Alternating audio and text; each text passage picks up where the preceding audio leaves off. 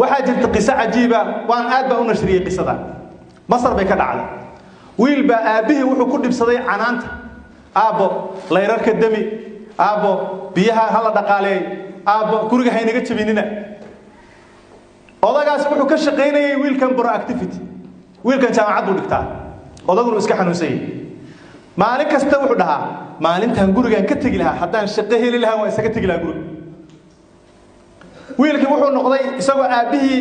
ixtiraamayo ka cabsanaya inuu shaqadii iyo gurigii wax ka qabto biyaha ilaaliyo korduu meel jaba sameeyo nin wuxuu noqday proactive maalintii dambe ayaa shaqo la soo dhajiyay tartan imtixaan ma lahan baa interview ba shaqada lagu kala saaraya 100 arday baa dalbatay hawlkii shaqadu tagay markuu baxayay ayuu wuxuu yiri aabo daacad ahow hawlkar ahow firfircooniha laga arko saddexaas u dabdaar wiilkii waa baxay shirkadii albaabkii uu soo galay albaabka marka la galayo la riixayo maani kadan albaabka qataarkan saa loo qabto uu jaban yahay si ka saa loo jabshay muxuu soo xasuustay aaba albaabka inaga jabinina albaabkii uu sameeyay markuu albaabkii ku rafaaday boolashii dhuujiyay uu ka gudbay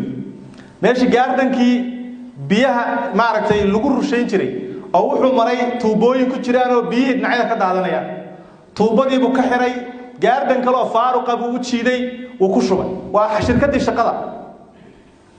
uu soo baxay kooridoorka meesha layrarkaan oo kale waxay ka shidan yihiin waana barqo meeshii loo marayay hawlka interview ka dhacay mise layrarkan shidan layrarkii buu danshay hawlku soo galay mise 100 qof baa halkaan fayl ku jirto qof walba daqiiqad marka la wareystaan la waa weyday interviewga halaw shaqada ma gali kartid dadkii oo dhamaanay arkay war dadkaas oo dhawaa la ciirshay adigu meesha xukuma haysta isoo tahay bal iska sug nasiibkaaga waa loo yeeray hawlkii buu galay waa loo sacbiyay dhag maxaa jiray goorma shaqada bilaabaysaa walbay si interview magacayga imiina weydiin imana inoo wareysan ma imtixaanku waa ku baasto oo goorma imtixaan iga qaadeen kaamirada lagu ceshay sawirradii waa la tusay isagoo albaabkii sameynaya isagoo biyihii saxaya isagoo layrarkii waxay dhahay anagu ma aan raadinayn nin suud xiran oo shahaado watee nin proactive aan raadinaynay oo meesha shaqada ka taagan wax ka qaban kara adaana shaqada lagu qaato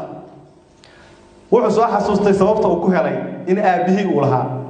uu soo orday gurigii buu yimid soo aabihii ugu mahad celiyo oo raali geliyo bis ambalaas baa ka dhaqaaqday guriga aabihii waa dhintay Allah naxariisto marka qisada wuxuu u qoray painful weeye maxaa yeelay waalidka waxa uu baxshay marka canaantiisu waa barako shaqa lagu helaa wax badan oo dhibaato ah uga badbaadaysa laakiin ma dhageysana anagu ma dhageysano idan waalidka nasteexadiisa iyo ducadiisa iyo laga faa'iideysto hana loo dhibriyo